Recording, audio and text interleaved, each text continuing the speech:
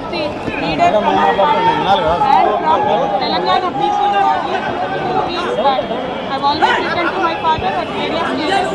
Whenever I needed to give him any feedback, I've always written to him. This time it got out. I believe it is a handiwork of some forwards in the party, and the party should decide how to deal with them. Negative against KCR garu or the party to strengthen the party and to work for the people of Telangana. Feedback mechanism is necessary, and that is what I have done. Thank you. Jai Telangana.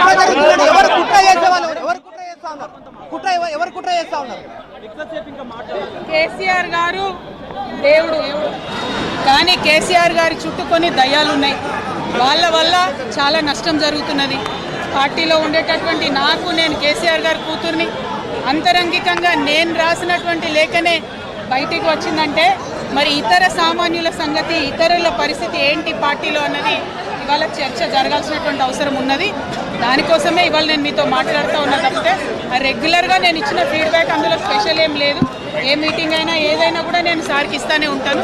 కానీ ఈసారి ప్రత్యేకించి బయటికి రావడం అన్నది నేను బాధాకరంగానే ఉన్నది. అయితే ఈ లేఖ ఈ విషయం అంతా చూసుకొని కాంగ్రెస్ బీజేపీ పార్టీలు బాగా సంబరపడుతున్నట్టున్నాయి. కోతి కొబ్బరికాయ దొరికినట్టుగా ఏదో బీఆర్ఎస్ పార్టీ ఆగమైంది, కేసీఆర్ గారికి ఏమైంది, అంత సీన్ లేదు. మా నాయకుడు కేసీఆర్ గారే. కేసీఆర్ గారి నాయకత్వంలోనే తెలంగాణ బాగుపడుతుంది, ముందుకు పోతుంది, అందులో ఎటువంటి అనుమానం లేదు.